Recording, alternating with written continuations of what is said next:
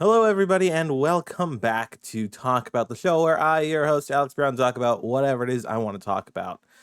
Today, I want to talk about how Dragon Age The Veilguard is doing something I thought impossible. So, if you are familiar with me at all, which I know not many of you are, hey, how are you? Welcome in.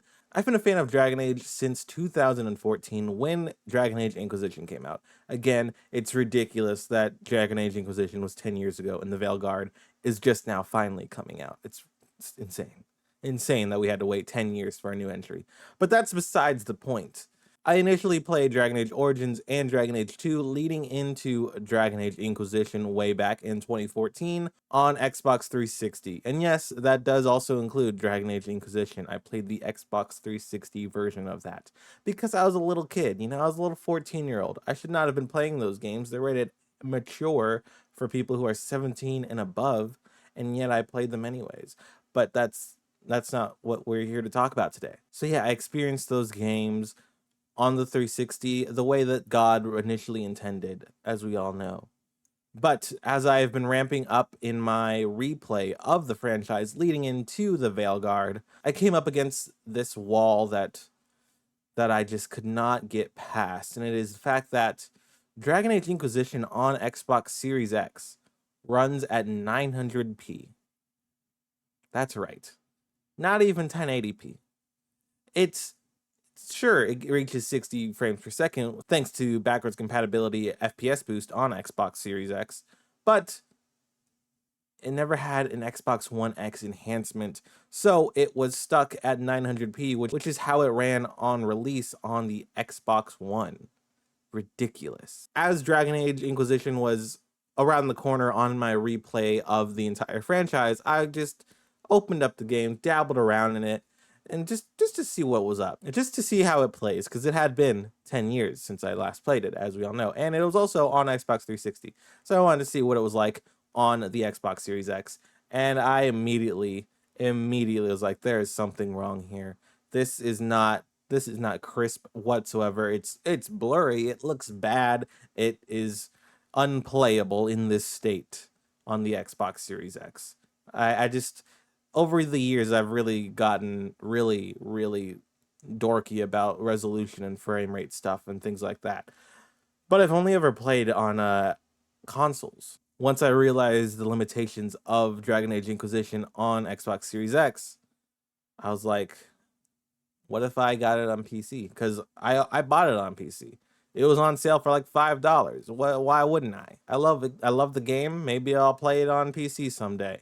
I never thought I actually would. I opened it up on my PC just to see what was up. I have a very old graphics card, so it's fine. I figured my old graphics card will be able to run this 10-year-old game just fine. No worries. And it did. And it ran it at 1440p, 60 frames per second flawlessly. And I was like, beautiful. I love that. That's awesome. Thank you for doing that. And I was just like looking at my Xbox in disgust. I was like, why is this never get an upgrade? Because obviously an Xbox Series X can run this 10-year-old game, I'm sure, in 4K 60. But it was never enhanced in any way to do that. But on PC, it was just there and ready to go. Easy peasy. So while I'm out here just dabbling with Dragon Age Inquisition on PC, there's talk of this week for Dragon Age The Veilguard's news cycle thing that they've got going on for themselves, that this week they're going to show off high-level combat gameplay and PC features. Also, as I'm recording this, they have yet to show that high-level gameplay. Where is that? What's going on there? I'm sure it's out by the time this is out, but regardless, where is that? I'm wondering. They also showed a lot of the PC features that Dragon Age The Veilguard will have at launch, and I saw those, and I was like, ooh. After experiencing just the intro of Dragon Age Inquisition on PC versus experiencing it on Xbox, I'm like, yeah, there are some good qualities to that. And I love my consoles. I love my Xbox. I have a PS5, and I've been ride or die my consoles for, I don't know, how long have I been gaming? Since the beginning of my gameplay experiences. But Dragon Age The Veilguard has done the impossible. As I mentioned earlier, my graphics card is very old, but it was enough to run Dragon Age Inquisition, a 10-year-old game. I look at The Veilguard, and I see what it can do on PC, and I think about the limitations that the Xbox Series X and PS5 for that matter have already come into, whether it be games that can only run 4K 30 or games that can barely run 60 frames per second. And I look at the PC version of the Veilguard and I'm like, whew, I got to do something about that. And so I now have a very good graphics card, and I guess I play games on PC now. Never would have seen that coming. Like, this happened in the span of 1 week, because as you know, the PC features came out this week, and yeah, like 2 days later, this came in. So yeah, I'm a PC gamer now. I'm just as shocked as you are. And I know that this means almost nothing to so many people, because who am I? Who is this guy on your screen right now? I'm a guy who's loved my consoles forever. And then all of a sudden, Dragon Age The Veilguard is like, hey, look at all these things you can do on PC.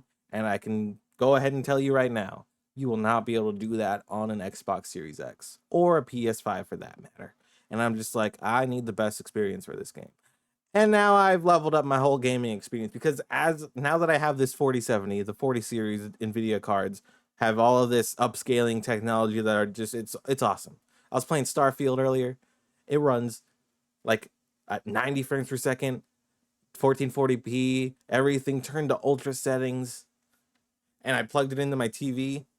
Man, amazing. Shadow the Tomb Raider I randomly booted up. It looks unreal. PC gaming is where it's at, and I've been wrong for so long. I can't believe I haven't done this before. My eyes are open now to a new possibility. I'm probably going to buy Red Dead Redemption 2, see what that looks like, just because Cyberpunk 2077, one of my favorite games now at this point.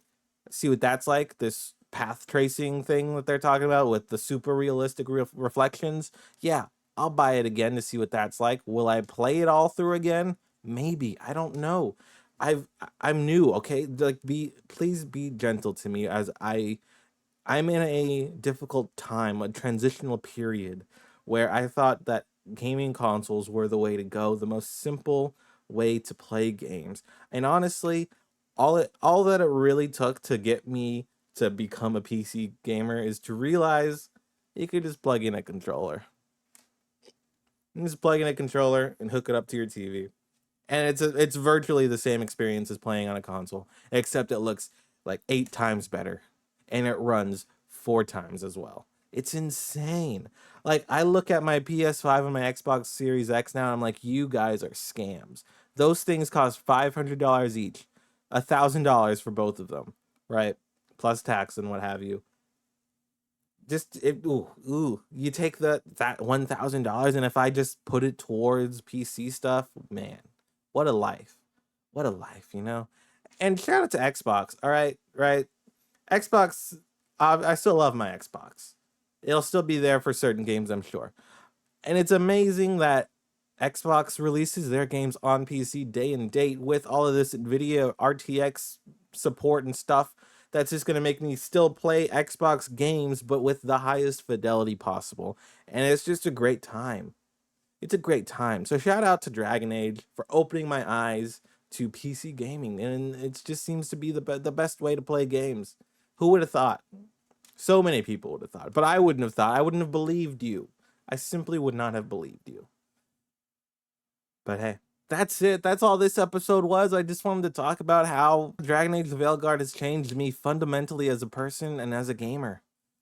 It's pretty wild. Like, I'm not gonna go crazy and like start playing League of Legends or anything like that. I'm still a normal person. Come on, let's not go too far. But yeah, my consoles are gonna start collecting dust. I mean, my PS5 already collects dust. Let's be real. But my Xbox is gonna collect some dust. I'm still gonna dust it off for some games because it's just simpler. But when it comes to premier AAA titles, PC is the way to go. Star Wars Outlaws is right around the corner, and that has DLSS support and NVIDIA and all that stuff. I don't really know what all of the features are. I'm still new to this, like I said. I don't know all the words yet, but yeah, that's gonna be the first AAA game I play through and through fully on PC, and it's interesting. It's a very interesting time I live in. I would have never have seen this coming. I'm shocked. I'm shocked. It's just I am never not blown away. I've only had this GPU for like 24 hours and I'm just gushing over it.